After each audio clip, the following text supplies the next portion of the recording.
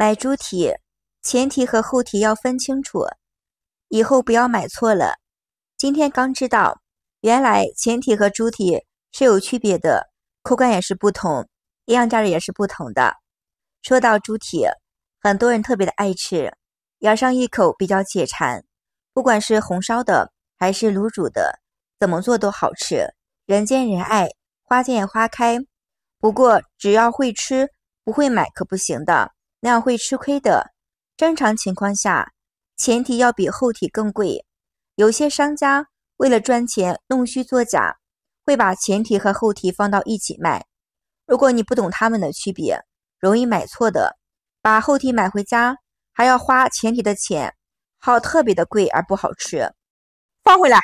猪前蹄和猪后蹄的区别，虽然从名字上面来说，并不能够直接的看出来猪前蹄和猪后蹄的区别，但是从外观上能够一眼辨别出来的。由于猪筋需要提供了一些支撑，但是呢功能越强，肉食呢越安全的，所以无论怎么吃，我们都很好吃的。在猪的前腿上，然后少量肉放外支溜有一些筋膜，也相对是瘦肉，但是后蹄不是这个样子的。后蹄相反，即使是全肉的后蹄，其中亦有大部分的是肥肉。如果在挑选的时候，先观察一下外观，就能够分辨出来，猪前蹄和猪后蹄的吃法是不同的。猪前蹄大多数烹饪方式都比较适合，像是炖、红烧、烤、酱、熏等等都比较适合。所以如果我们买了猪前蹄，就不需要过多的思考它适合哪种吃法。猪后蹄主要适合用来煲汤，因为脂肪含量比较高，猪皮也比较多，对煲汤来说营养更为丰富，同时也容易煮润，煮汤的时候更浓稠。我用猪蹄红烧肯定是格外的油腻的。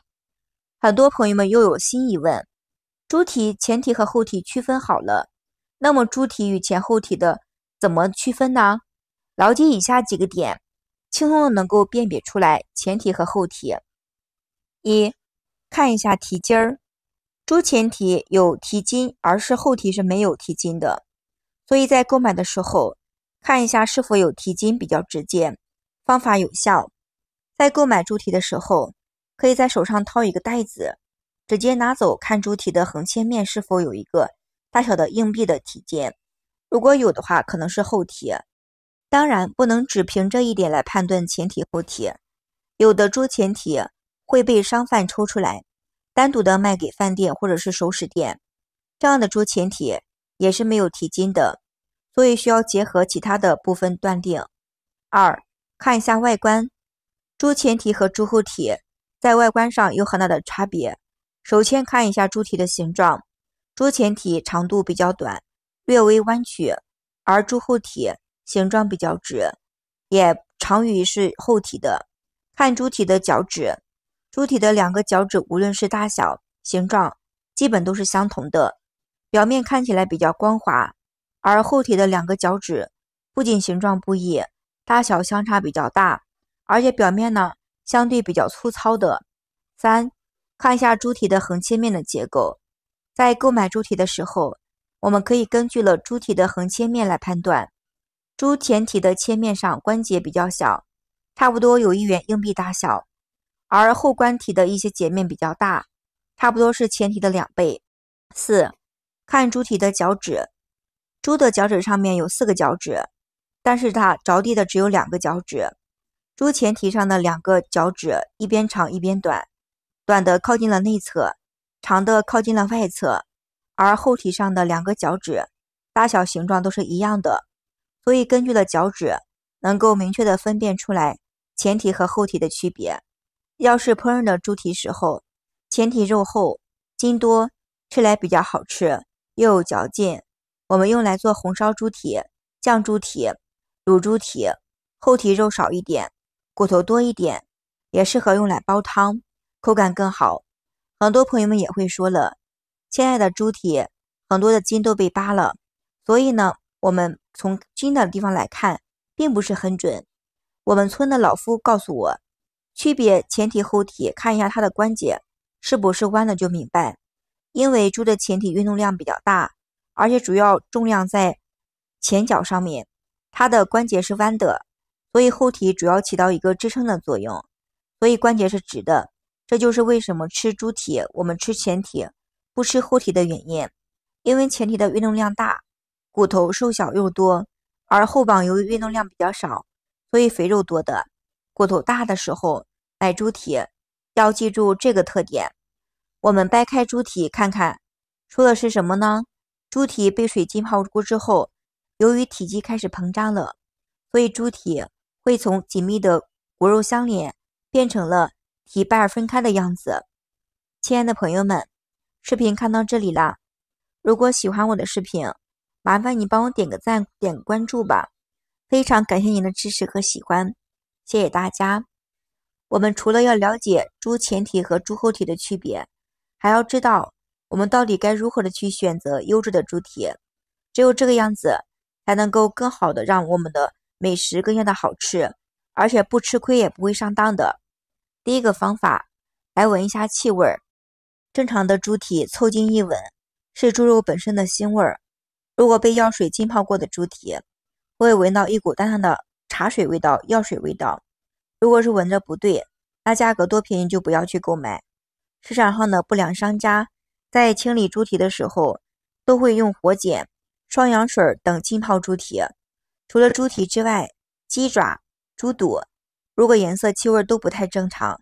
个头又大的话，手感又黏的话，都有可能是被药水浸泡过的。所以买的时候一定要当心一点。还是要提醒大家的是，买猪体并不是越大越好，